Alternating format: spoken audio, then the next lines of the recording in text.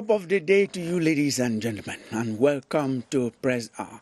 The Constitution of Cameroon begins with a preamble, and its first phrase reads, I quote, "We, the people of Cameroon, proud of our linguistic and cultural diversity, but profoundly aware of the imperative need to further consolidate our unity, solemnly declare that we constitute one and the same nation, bound by the same destiny, and assert our firm determination to build the Cameroonian fatherland on the basis of the ideals of fraternity, justice, and progress." End of quote. In Section 1, Sub 3 of the Constitution, the bilingualism conception of the country by our forefathers is again highlighted, and I quote, "The official languages of the Republic of Cameroon shall be English and French, both languages having the same status." End of quote. The application of these well-intentioned provisions of the fundamental law of the land have witnessed diverse fortunes. Within the past decades, there has been a reawakening. Existing laws and regulations strengthened, and new specialized institutions created to promote bilingualism. Our question on Press R today is, how far or how near is the practice of bilingualism to the policy in place? I am Kilian Dandy from Yaoundé, and this is Press R.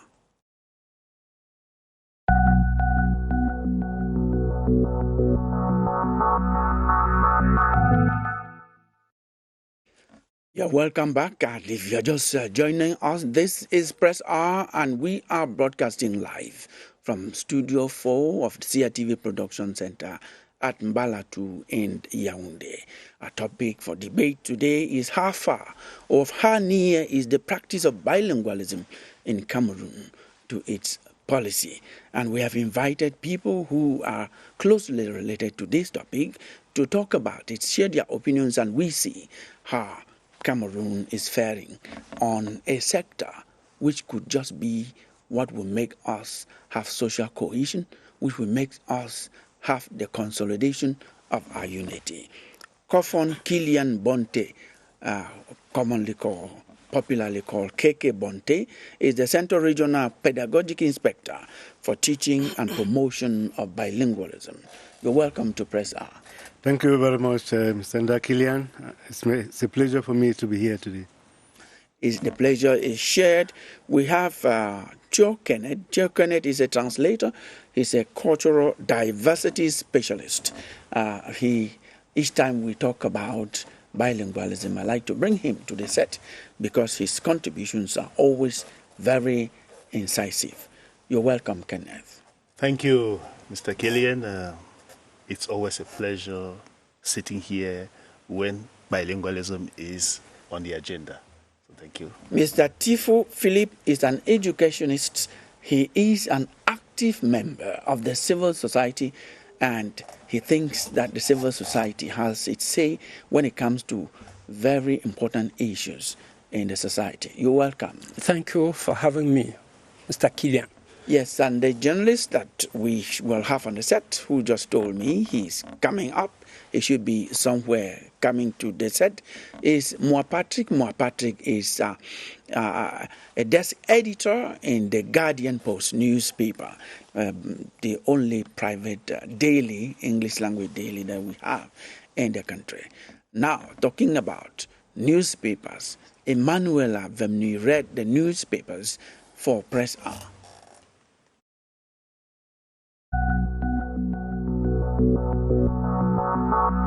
The press week ending has been marked by several happenings in and around Cameroon captured by papers for their readers. President Paul Biya sent emissary to evaluate situation in the far north in Cameroon Insider as social tensions and humanitarian concerns plague some communities. Cameroon Tribune reports that the social tensions are sparked by the creation of the Mabedbet National Park, While on appeasement mission, the Horizon reports that Ngongo and Atanganji Sea Red in Kuseri as irate populations forced Ngongo to extend stay in Kuseri while on mediation mission in the Median, before Ngongo later promises to faithfully report population's plight to Biya in Newswatch after a fruitful encounter. Then Logo Nanshari renews covenant with Biya in the Guardian Post. Just when close to 300 civil servants are reportedly sacked from government in Cameroon Tribune, the Guardian Post talks of 297 more absentee civil servants dismissed by government, and by so doing, government recovers 14.5 billion CFA francs improperly paid to public workers in the Chronicle Times. Happening when Finance Minister lobbies investors to raise 280 billion CFA francs for development projects in the Post newspaper. Cameroon seeks new investment for public debt market, writes The Voice. Menfi then launches 2025 finance program with focus on infrastructure development in municipal updates, just when Ambassador hints on Italy's readiness to foster reconstruction plan while on a working visit to Lebialem in the Chronicle Times. Pinyin population reportedly capture, beat and roast two suspected Amber fighters in Santa in the Guardian Post. At the time, Ayabacho's right-hand man is captured in Bamenda in the Horizon, leaving the population in jubilation as the Amber commander killed in question is the one who imposed reign of terror in Bamenda in the Guardian Post, before the discovery of corpses and skeletons sends shocking waves in Idea in Cameroon Insider.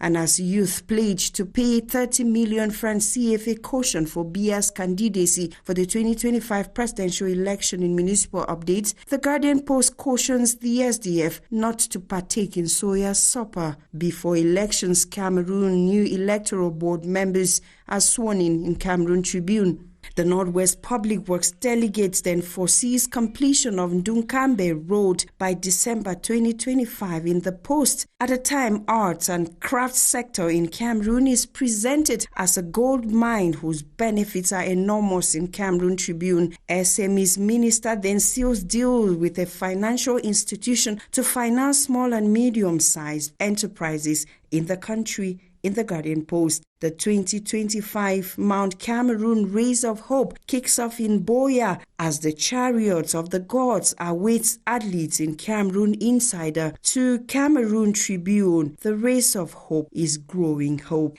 Before Cameroon is ranked among world's most corrupt nations again in the Guardian Post.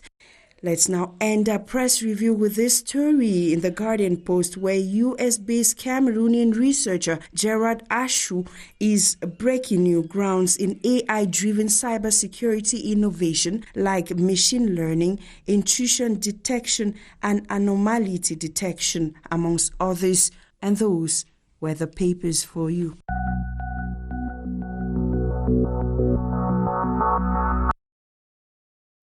Thank you so much, Emanuela. Ladies and gentlemen, welcome back.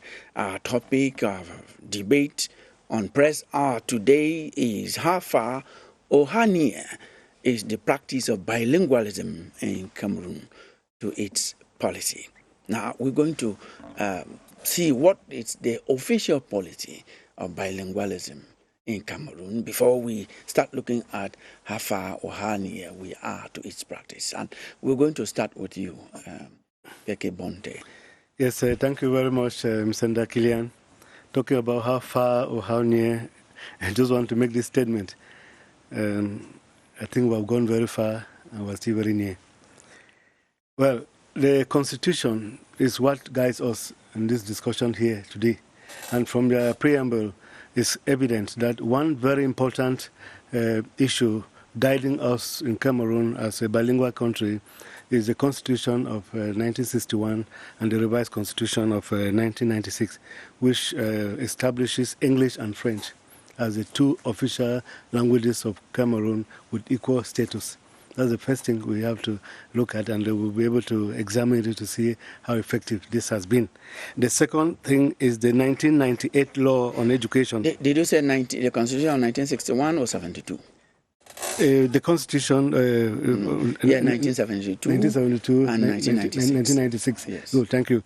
In 1996, the revised Constitution. Yes. Good. So in 1998, there's the law on education. And the law on education is also mandating bilingual education. We're looking at it from the perspective of the ministry. And then there are also several decrees signed by the Ministry of Secondary Education, or if we go by the Ministry of National Education at the time. So there have been several decrees signed by the Ministry of Secondary Education, and these decrees are promoting bilingualism and promoting the creation and the introduction of curriculum and the teaching designs that go a long way to promote bilingualism. And then lastly, of recent, in 2017, we had this presidential decree creating the National Commission for the promotion of bilingualism and multiculturalism. Yes, I'm sure a specialized body. It came with particular instruction on what to do as far as promoting bilingualism at the level of the government, the level of the legal department, and the public service concerned. Yes, and that National Commission for the Promotion of Bilingualism and Multiculturalism had the text of application on the 24th of December 2019. And since then, the officials were appointed. It has been working. We are also going to, from the general picture, look at how far they have gone with carrying out the tasks that they've been endowed with to make sure that bilingualism is effective in Cameroon. They go just beyond bilingualism. They go as far as fighting hate speech. Multiculturalism, of course, living together is part of their mission. But before I ask Kenneth and Philip to give some other aspects of the policy of bilingualism, you did not talk about there is a program at the presidency in charge of bilingualism. That's where you have the different pilot centers spread around the country. So what are the other aspects of the policy on bilingualism that Mr. Bonte did not talk about? Yeah, he said quite interesting things there. And I would just simply want to add to what he said, that when he talks of the law on education that lays emphasis on bilingualism, I would like to say, just to complement, that law is actually an implementation of a circular letter number 001 of 16 August 1991, signed by the Prime Minister, instructing the use of the two languages in all state and parastatal structures. So we equally have at policy level the new program, which is bilingual education, special bilingual program in secondary schools. That one was put in place at policy level so that this aspect of bilingualism the agenda should be carried forward.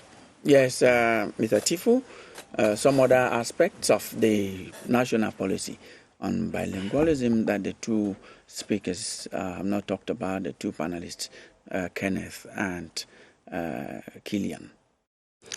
Oh yeah, thank you for giving me this opportunity. It is interesting to even take note that the previous decree on bilingualism and the use of English and French stated that French was the first language. And then after that, in 2019, this other decree came up to say that the two official languages of Cameroon are English and French. So it begins to see that it looks like people are playing with words. And it looks like this policy is something that it is spontaneously done.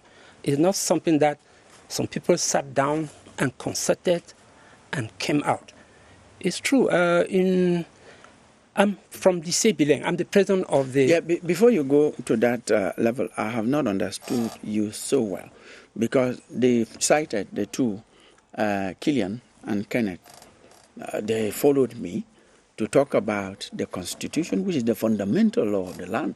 The Constitution of 1972, that was a long time ago, that was reviewed amended in 1996, what we are using today. It was retouched even in 2008, but these provisions about bilingualism were actually not touched. So there I said in section 1, sub 3 of the Constitution that the bilingual conception of the country by our forefathers, the people we are talking about, whether they had good faith or not, is highlighted. This is what they say in the Constitution.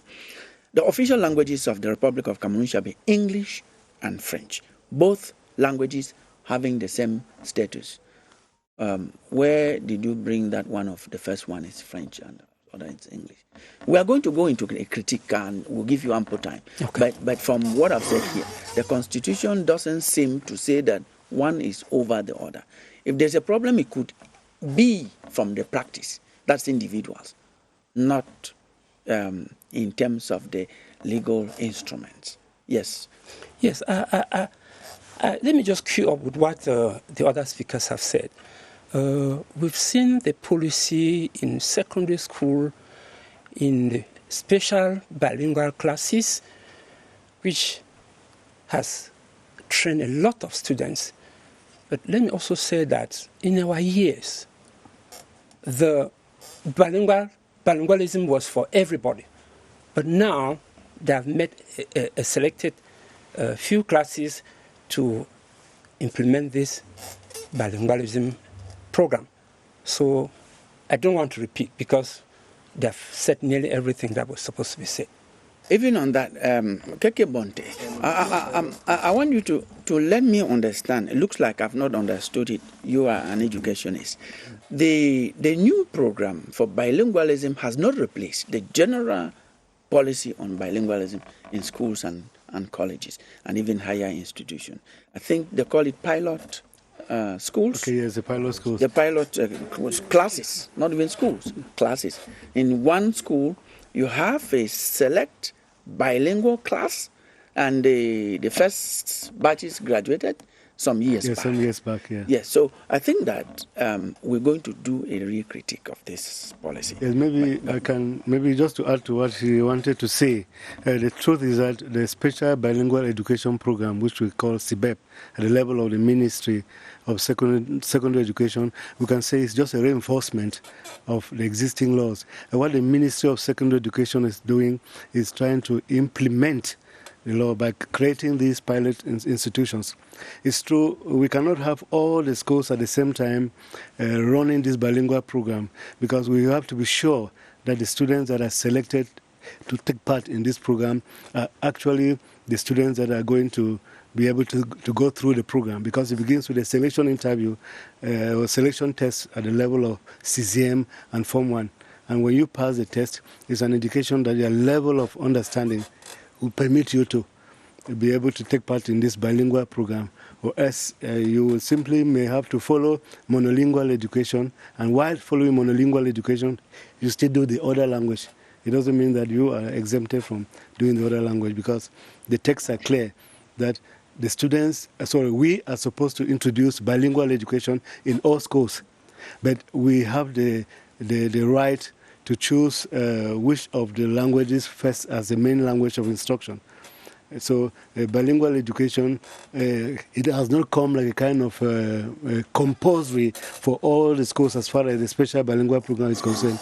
For the moment, we hope that in future that may be the case, but we have selected schools that are implementing the special bilingual education program. Yes. It's just to add to what he's saying. Actually, with all the good intentions, it is logistically impossible for everything to kick off at once.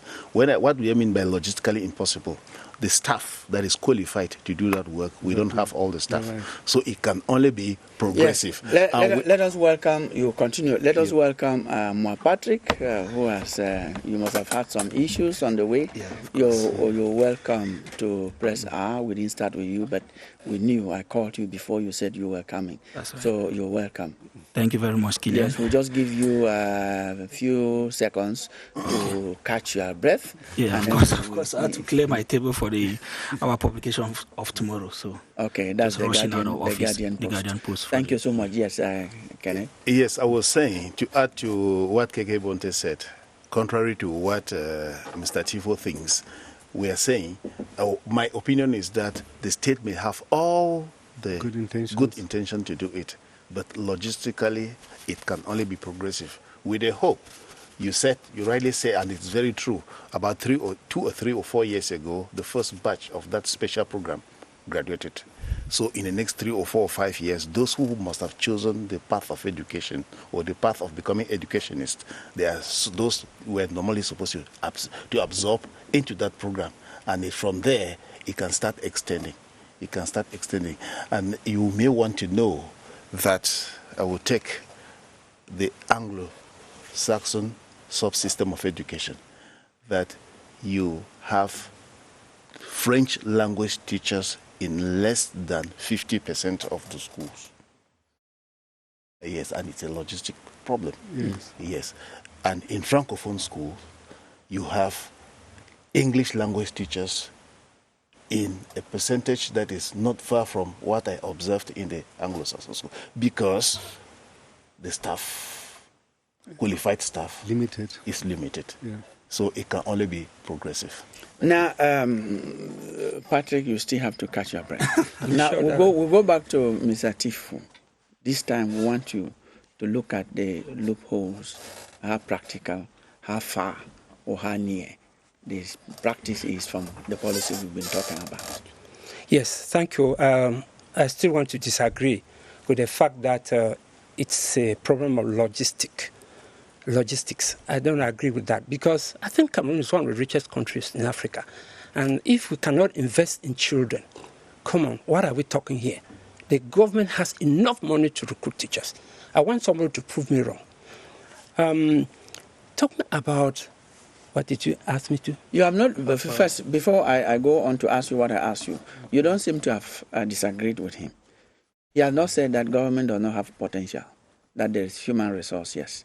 He is saying what is at hand is not enough. I think that's what he's talking about. He's not talking about lack of logistics. I think it's a matter of priority too. If the government gives absolute priority, because without education, you're not going to have the people to manage the country. And once education has issues, it trickles down to other sectors of the economy. Yes. Now you are asking me the question I ask you. I come back to it. How far or how near are we to the policy of bilingualism in Cameroon? Simply said, in terms of practice, do we have it in the country? It's true. We've gone quite some miles down the road, but the road is rocky and slippery because, one, people have not conceived bilingualism as something beneficial. At the home level, parents have to tell their children that it is very important to be bilingual. Bilingualism is not simply learning English and French. It goes beyond that, because we in Lycée Bilingue Yaoundé, we consider bilingualism as a key to scientific research, as a key to professional integration. So if you see in other domains, you see the way bilingualism is practiced in ministries. Nobody cares a damn. People are nonchalant, and people mistake speaking French to bilingualism. Some people feel that when you speak French, you are bilingual. This is not true. I have gone through some ministries. Once you get there, you see all the notices are in French. And sometimes I have to question.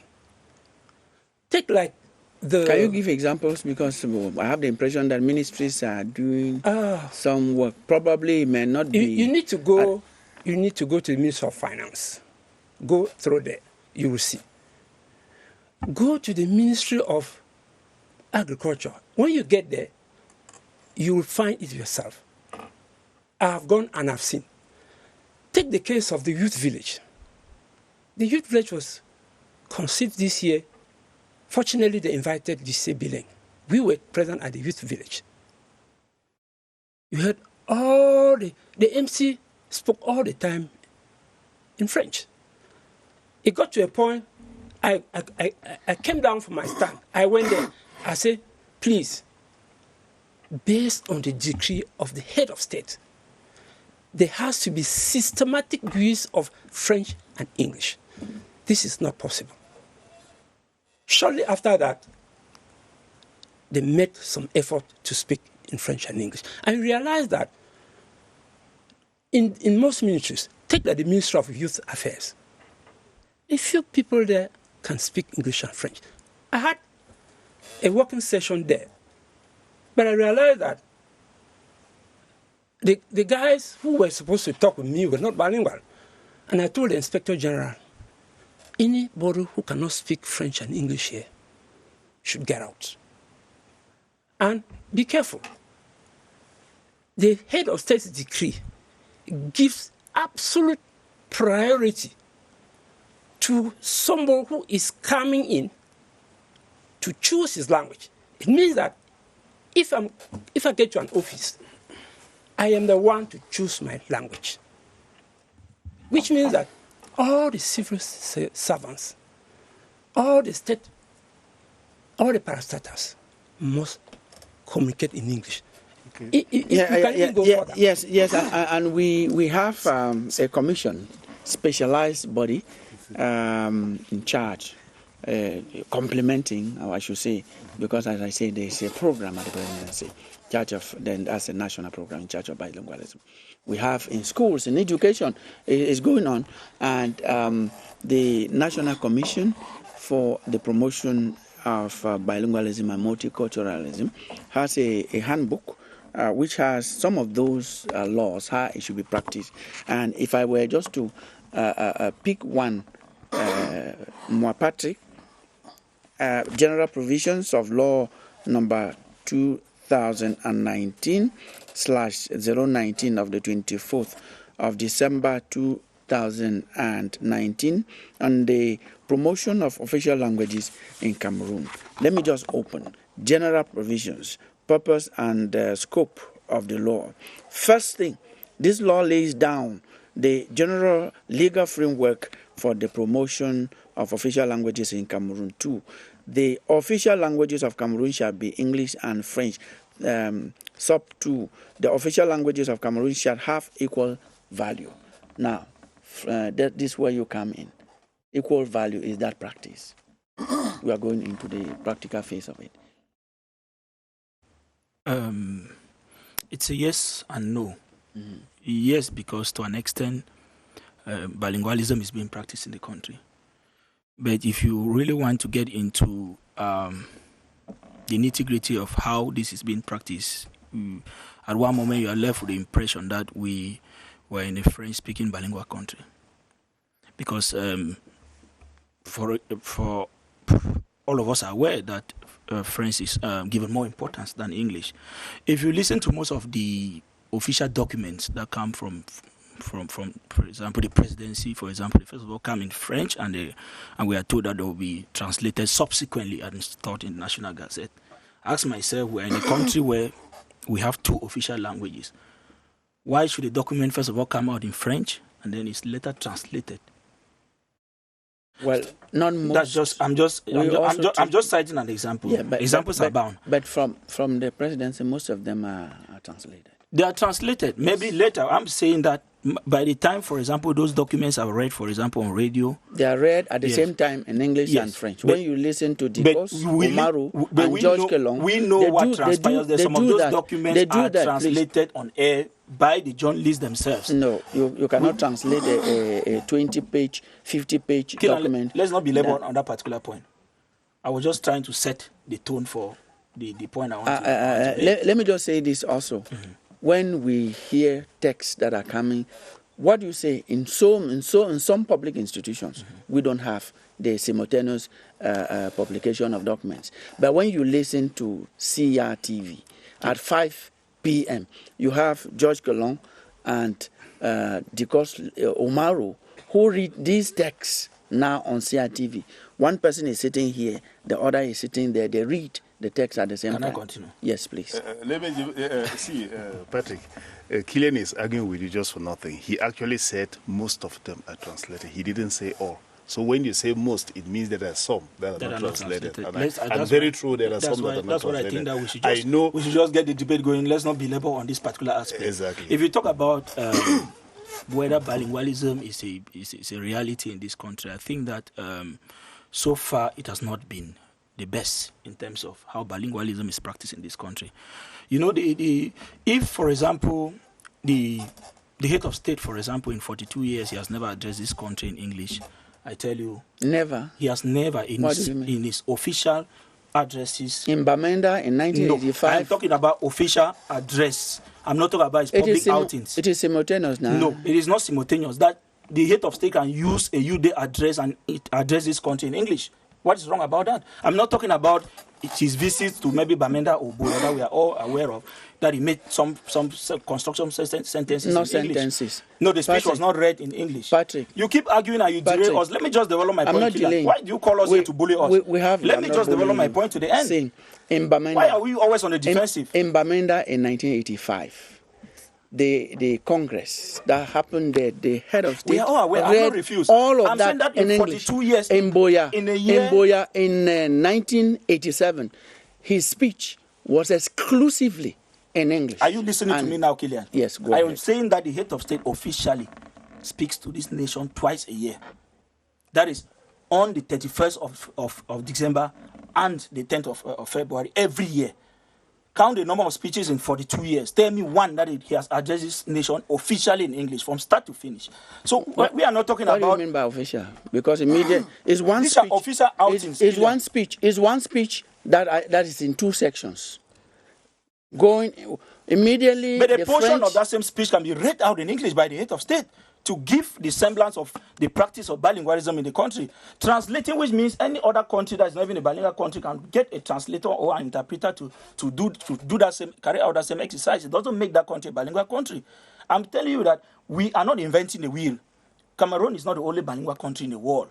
Officially, we have Canada, but there are other countries like Switzerland that have other languages, though not of equal status, but they're given some level of importance. But I'm saying that in a bilingual country, the head of state has never addressed this country officially in English. It speaks volume of the neglect and, you know, the kind of disregard that is given to the English language. I don't expect this. We don't seem to understand. You have cornered your official. Yeah, let me now get to. Yes, I will let you continue to speak. I will let you continue to speak. That's why I came here. Any outing that is mandatory, announced of the head of state, is an official out, except you have your own definition of official. You are talking it is not official. No, if the head of state goes to Boya on a visit, he is not addressing the you are not nation. Inventing, as you say, the wheel. You are not inventing. Are you speaking? Are we speaking English or something? No, you are saying. You are saying in his official outing. No, I said he has never addressed this nation. When I talk about addressing a nation, I have enumerated two instances. What is an address? Speaking to people is an address. Please, I'm talking about traditional address that we all know. You are modifying the words that will move from. I said the head of state never addresses nation. If he visits Boya, he's not addressing the nation. You are modifying your words as we go. If the head of state visits Boya, he's addressing that gathering, he's not addressing the nation. It is an official. It is not a state of the nation addresser. What is that? It is not a state of the nation address. What is that? He's addressing the gathering. If he goes to... Not Cameroonians. If he goes to the US and speaks in English, will you say he has addressed Cameroonians in English? Well, so what I'm saying is that let me allow you. Let me develop my point. Let me develop my point. Let me allow you. I am saying that if you have modified your words, because when you said, please let me borrow me words. No, I'm not short of when you said he has never addressed Cameroonians in English, he has not. In his official outing, yes. I was trying to tell you that the little English that I understand, each time he goes out, each time he comes out, there's a program. It is official. That's what we know as official. Now you are modifying it. You are modifying because you are coming to traditional. You cannot bully me to accept that modify. You are modifying to traditional. No, the two times. I've said it. He has rendezvous with the nation twice a year. Just casual. In all of those rendezvous. That is not the focus. In all of those rendezvous, he has never. That's not the focus. Our focus is not on the head of state. When you are the head of state, and you are able to do that, what do you expect of those you appoint? So I was driving towards a particular position which you have interrupted me brutally. But what I'm trying to say is that you are also coming so brutally and then shifting the debate to one person. Am I here with an arm? Shifting. These are laws. These are laws. Those things These are laws. These are laws. Before this law came, the constitution of this country was adopted in 1996. All these provisions are inscribed in the constitution. This is the question. This is the question that we answer now. This is not this law doesn't override the constitution. Patrick, if you recall, it is a constitutional obligation. This is the question I asked you. This is the question I asked you after reading this. The official languages of Cameroon shall have equal value. Yeah. This is the question I asked you. And that's you answer a different question altogether. I will give the question to Kenneth. I'm asking the question about the values. Kenneth, you are a translator. What? Kenneth, you are a translator. This is what the question I asked him. He's answering his question. Mm-hmm. I will come back to him. Mm-hmm. Answer this question. Do we have equal value consideration for these languages? That's the question I asked Patrick. He's answering his question. Okay. That's the question we're answering. Okay. Thank you very much, Kilian. It is true that I cannot just answer that question directly without touching what Patrick was saying, and you have tried to stop him. You have a point. He has a point, in my opinion. The idea he's airing is that Cameroonians generally every year expect to hear from the head of state twice. An outing is circumstantial, and that's why you've quoted two. Then, if we listen to the head of state twice a year, his point is that he has never heard the head of state address the nation in those two official communications in a year in English. And I think he is right. Then, I'll add by saying, do you know that there are Cameroonians, comedians, who make a living by just imitating the head of state? That is true, we can't argue that. Then, can an Anglophone comedian become or earn a living by imitating the head of state without first and foremost studying and mastering the French language? That is where the point is. So he was trying to say that the fact that the head of state addresses the nation in those two addresses, annual addresses, exclusively in French, is a problem. It speaks volume already. It speaks volume of the importance that is attached to of the equality as stipulated in the Constitution. Now, I will not drive us on that path because that's not our focus. Mm-hmm. When the head of state comes out on those two occasions, it is not about, he's not coming for language, he's coming for message. That's true. That's very true. Now, if you accept that that's true, that message is given in French and in English. Please. No, please, Patrick, he comes for a message. He doesn't come for language. Now that message is given in English and in French. Cameroonians of English-speaking origin, they want to hear their president speak in English. What are you talking about? Now you are going to. They want to hear their president. You are going to talk about the value. The value. That's the question. Mm-hmm. You only diverted to talk about this in terms of value of language. No, when it comes to the value, I will take us back a little. Mm-hmm. If you see the various policy, the various decisions taken at policy level, you will see that it gives some that they attach a lot of interest to both languages. For example, if they insist that all official communication should be systematic in both languages, it means that they are considering the two. But now, the issue is at implementation level, because the constitutional stipulation commits the state to certain obligations. And that is why you see those policies coming up. The circular letter of the Prime Minister, which I quoted here, is an implementation at that level. But now, all state officials, they are equally committed to certain obligations. And it is at this level that you don't see their equality. Okay. As we said, that every communication is supposed to be, especially when it comes to maybe regulatory, legislative instruments, they are supposed to be published simultaneously in both languages. The fact that one generally appears before the other comes up is already an issue. But it is at the level of implementation. So I would say, to answer your question, at policy level, yes. And that is why you have pilot linguistic centers that are created to teach Cameroonians to be bilingual. That is why you have these special bilingual programs. That is why it is insisted at all levels that the communication should be, that official communication should be in both languages. But at our level of implementation now, that's where we have a little problem. Yes. Now I'll ask one question, and Mr. Tifu and Mr. Bonte will answer. Then I will come to Patrick. I know you not come to me now. No, I will always come to you, Patrick. If I don't come to you, you know the way you want to behave. So, is bilingual the lack of implementation, because that's what we're talking about, practice. Does it have anything to do with teaching? You are educationists. You are not only educationists, you are officials in the education sector. Yeah. If you permit me, I would like to cue up from where he ended, and because I... You mean he? Yes, because I think that... he, Patrick. Yeah, because, as we sit here, we are all part of this policy. The truth is that whether it is good or bad, we have a responsibility to shape the way things are supposed to be. And from the literary perspective, I'll create a metaphor. You see, no matter which party we belong to, unfortunately, I don't belong to any party, but the lenses that we wear, sometimes they determine the way we see things. You understand? And that's why the idea of short-sightedness can come in, or long-sightedness. The truth is that if we work from a particular premise, if we see things from a particular premise, we'll judge things from a particular perspective.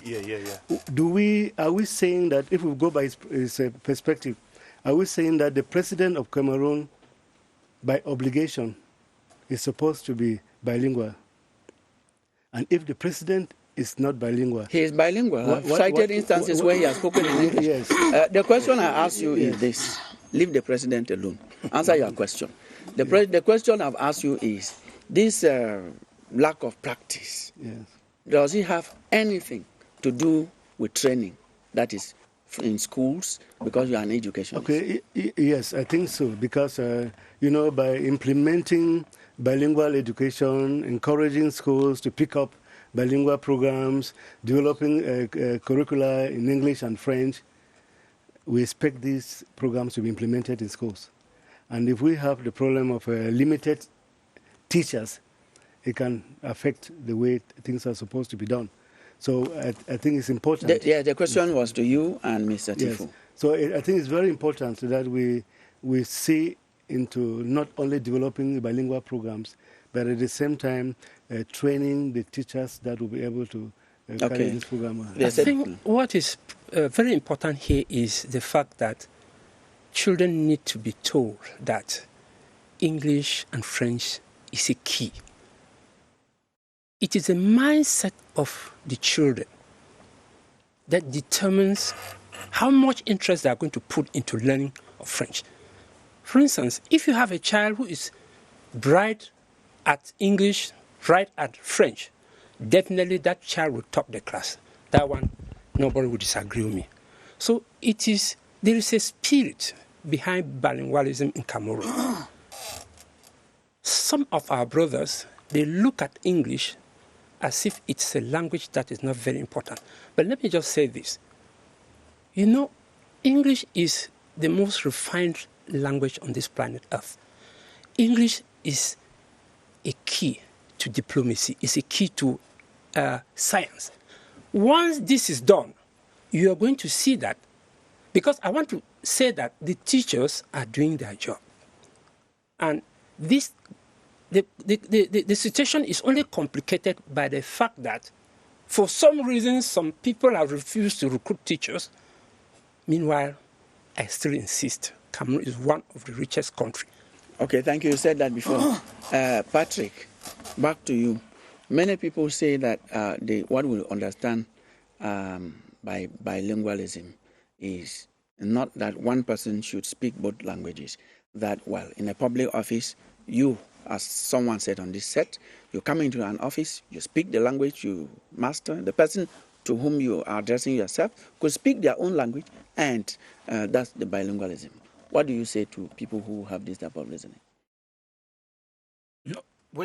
Just from the word "bi" means being able to express oneself in two languages.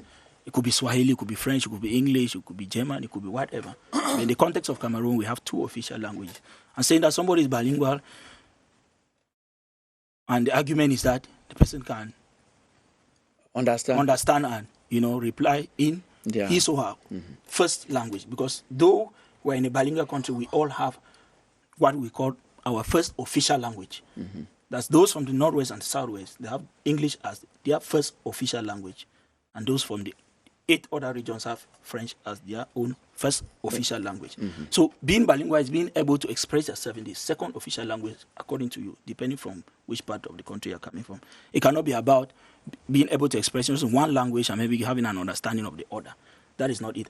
If you are seated in your house in Kobisong or wherever, Kilian, and you are not bilingual, it's none of my business.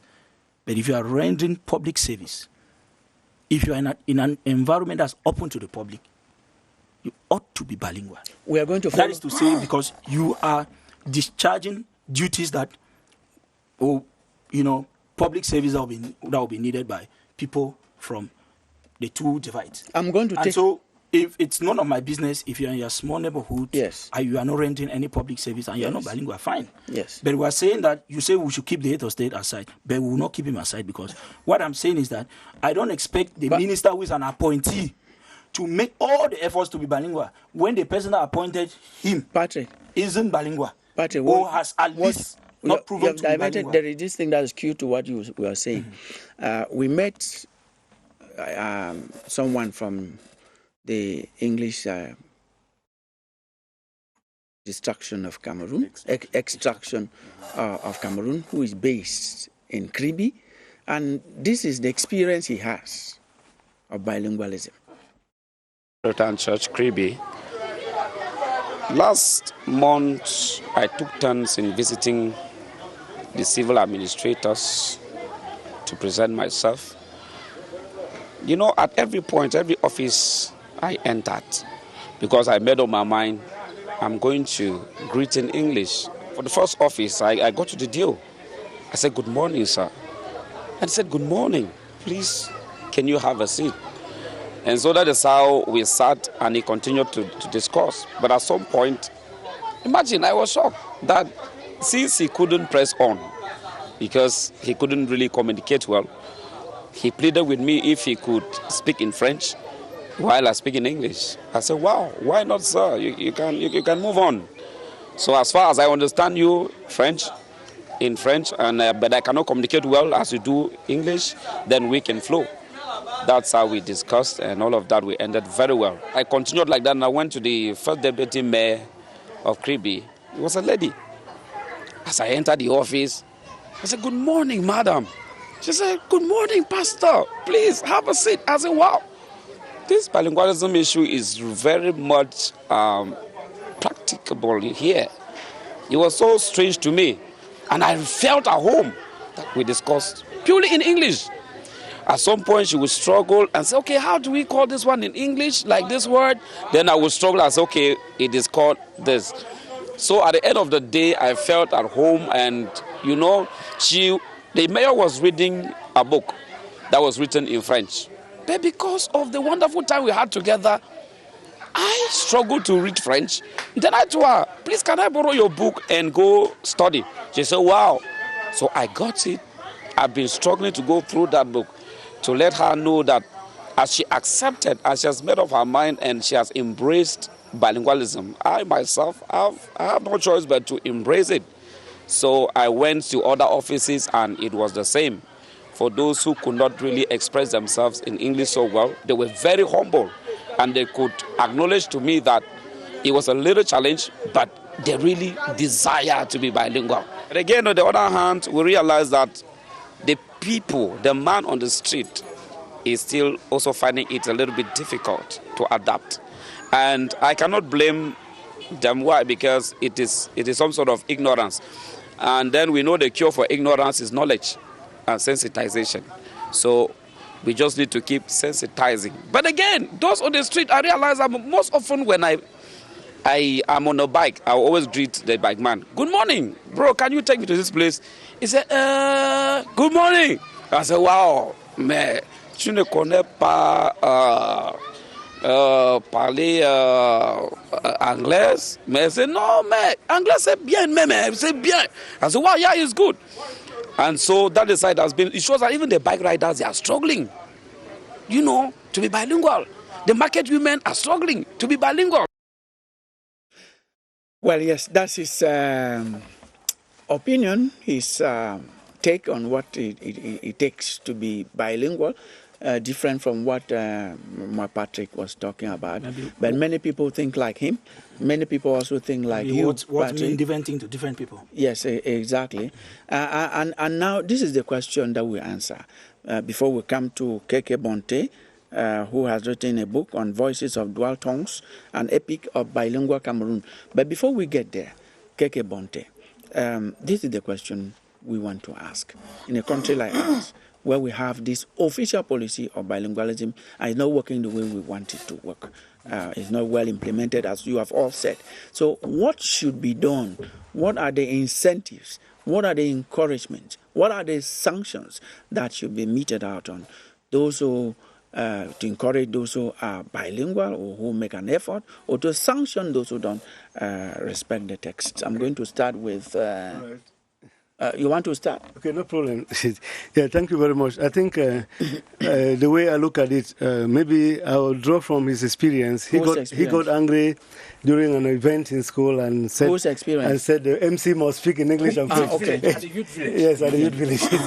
I want to say that we may not approach this issue with a lot of emotion. We need to encourage people to be bilingual. Because if you have an MC that can speak only in English but can understand French, then it's important that you can look for two MCs to manage the occasion, rather than insisting that the MC must speak in both English and French. The occasion will run. Oh, it was an official ceremony, sir. So, be careful. So, yeah, that's my own take, and I'm still coming back to the lens I'm wearing. Okay, now, on that question too, what will you do? What sanctions will you propose to those who do not want to implement good text? And what are the incentives or the encouragements you will give to those who have made an effort and are actually bilingual? Yes, thank you, Killian. I would like to take us a little bit back, because there was a point at which I wanted to come in, and you never gave me the microphone. But you understand we have only 8 minutes to go to the end of this program. Yes, I wanted to say, 1 minute. Yes, go back. I want to say bilingualism, our bilingualism, is an official constitutional provision. And from that point, it commits people and it bestows some rights to certain citizens. For example, if you are a public servant, you need to be bilingual. How do you need to be bilingual? You need to be bilingual. That's one point. That's the commitment. And then the right, as an ordinary citizen, you have the right and the privilege to be served in the language you understand best. And then if you are the server, you must be able to serve in both languages. If you are the served, you need to be served in a language you understand better. So a public servant, somebody working in a public office, who cannot attend to a user in the language the user understands better, does not deserve that position in that office. But now, this is where we are coming in. Can we just start now? We know the truth that many who are there are not bilingual. The only thing we should be doing, because I will not choose the stick method for now, I will choose the carrot method. I will start by encouraging those who are bilingual by lifting them up to prominent positions, and even with an explanation of their upliftment, bilingualism being a key point. So that he said something that the children to whom this bilingualism is encouraged, what interest do they have in? From the time a child sees that my uncle has risen up, or this citizen has risen up because they are bilingual, I think I have to do everything possible to master the two languages so that when I get to some point, I will be lifted up like he has been lifted up. Thank you so much. That is being so kind and diplomatic. But I'm going to ask the same question to you, Mr. Tifu.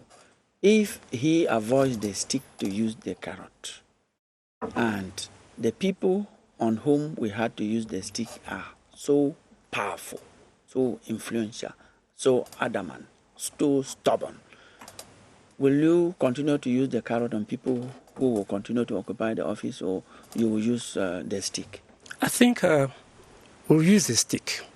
For instance, we can now say that for you to be a member of parliament, you have to show proof of some level of language proficiency. That's the carrot. If we do that, people they will naturally queue up. Another thing you can do is that, like in Senegal, CESAC, 50% of the courses in English, 50% of the courses in French. Once you do that, you're going to have graduates who are bilingual. Another example, if you go to Burkina Faso, if you're doing an engineering degree, you have English language course to validate. If you fail it, you come and repeat. Okay. And once these things are done, and pay special attention to the children. And that's where, if you want to ensure continuity, you must start at that level. You must provide the teachers. Don't say that there is no budget. Now, Patrick, if this one is a question you should answer like a common user of public service, we have a commission charged with the promotion of bilingualism and multiculturalism, and we know how dear this is to this country now. If you went to an office and somebody shabbily received you, what we've been talking about because of language, what will you do? Well, I want to say that the creation of the Bilingualism Commission in 2018. In 2017, the implementation text in 2019. Okay. Mm-hmm. Yes, the text came in 2019. And I think that the commission was created to reinforce the practice of bilingualism in Cameroon. It was not created as a foundation on which bilingualism was built in this country, because it has been a constitutional provision from time immemorial, from 1960. And I think that the commission wasn't empowered to really enforce the use of the two official languages or ensure that they are given equal value and status in this country. It was created more as a consultative body, an advisory body, that's to say, all what they get as worries from public users, from the man on the street. They only have to channel it back to the head of state, who actually, a while ago you said we should not mention the head of state, so I'm very conscious now on how I mention, because it will appear as... You are talking about the National Commission. Yeah, I'm talking about the National Commission. It's a consultative body, and the consultative body is attached to the presidency. Yes, continue to talk about the National Commission. Okay. I will not mention the head of state again anyway.